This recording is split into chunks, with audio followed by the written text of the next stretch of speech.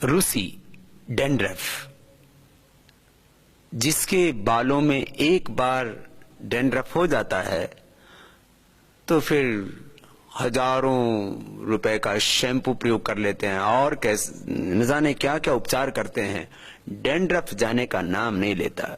हजारों रुपए का शैम्पू तो पानी में बहता ही है और वो शैम्पू लगाते लगाते बाल और झड़ जाते हैं, लेकिन डैंड्रफ वही सिर में जमा रहता है। क्या करें? इसके लिए बहुत अच्छा उपाय है। एक तो खट्टी छाछ से आप बाल धोया करें। खट्टी छाछ और मुल्तानी मिट्टी, ये आपको डैंड्रफ से छुटकारा दिलाती है। जिस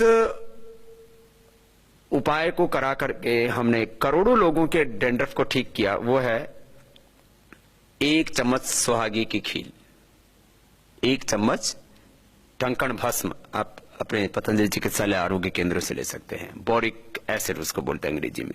1 चम्मच सुहागी की खील, 1 चम्मच टंकण भस्म, 1 चम्मच नारियल का तेल और 2-3 चम्मच दही, खट्टा दही या खट्टी छाछ ले लें और इसमें 1 चम्मच आप नीम के पत्तों का रस मिला लें और इसको मिला करके सिर में लगा करके थोड़ी देर हल्के हाथ से मसाज करें और उसके बाद आप केश कांति शैम्पू से बालों को वॉश कर लीजिए।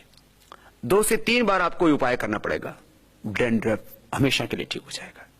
डैंड्रफ के लिए जो शैम्पू बनाए जाते हैं उनमें जो केमिकल यूज किए जाते हैं वो आंखों के लिए बहुत खतरनाक होते हैं और कैंसरस होते हैं। सबसे बड़ी बात यह है, इसलिए जो डैंड्रफ के लिए डिफरेंट प्रकार के केमिकल्स यूज किए जा रहे हैं वो इतने खतरनाक हैं कि डैंड्रफ तो जाएगा ही नहीं, आपको कैंसर का रोग हो जाएगा। इसलिए उससे बचें।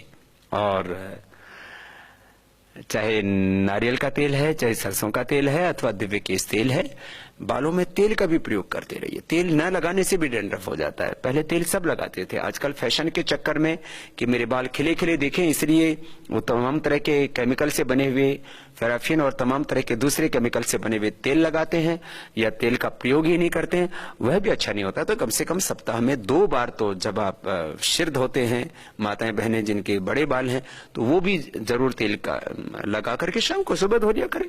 और नौकरी आदि में बहुत सी कंपनियां ऐसी हैं जहां पर कहते हैं कि भाई तेल लगाना ही मना है, तो कोई बात नहीं। आप जब नौकरी से जब अपने घर आते हैं तो रात को लगा के सो जाइए। जो जेंट्स के जिनके बाल छोटे होते हैं रात को तेल लगा के सो गए, सुबह उसको वॉश कर लिया, जब आपने स्नान किया उस समय सिर धो लिया। तो ये डैंड्रफ के लिए बहुत जबरदस्त उपाय है। और आंवले का सेवन किसी भी रूप में करना चाहिए। आंवले के रसायन खाना, चाहे आप जो है च्यवनप्राश का सेवन करना, आंवले का मुरब्बा, आंवले की कैंडी खाना, चाहे जो है ये अमृत रसायन का प्रयोग करने के साथ साथ अमल की रसायन, ये जो है दोनों अलग अलग तरह की चीजें। एक अमृत रसायन होता है जो चटनी के रूप में होता है, अवलेह के रूप में होता है, च्यवनप्राश की तरह वो पाक होता है। और आंवले की रसायन एक पाउडर होता है जो आंवले के रस की भावना देकर के आंवले के चूर्ण को और ज्यादा गुणवत्ता युक्त बनाया जाता है। तो किसी न किसी रूप में आप आंवले का सेवन करते रहिए। जिनके बाल बहुत सफेद होते हैं, बाल सफेद होने से रोकने के लिए, असमय में बाल सफेद हो जाते हैं, उसके लिए भी ये नेल्स को पीछे से ऐसे रगड़ना 5 मिनट। बस लेडीज के लिए हम खास बताना चाहेंगे कि अंगूठे को ना रगड़े, क्योंकि अंगूठा रगड़ने से मुंह से दाढ़ी और आ जाती है।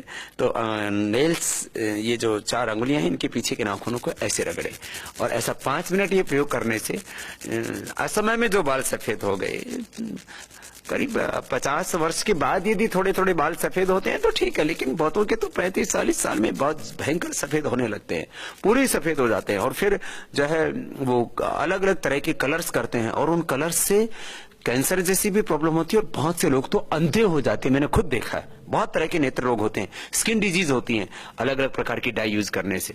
और आप दिव्य केश तेल का सेवन कीजिए, यह भी आपके बालों के लिए बहुत अच्छा है। बाकी कपालभाति, अनुलोम विलोम प्राणायाम कीजिए और शीर्षासन, सर्वांग आसन कीजिए, यह भी बालों के लिए बहुत ही अच्छा उपाय है, जिससे आप असमय में जो आपके बाल सफेद हो रहे उस समस्या से आप बच सकते हैं।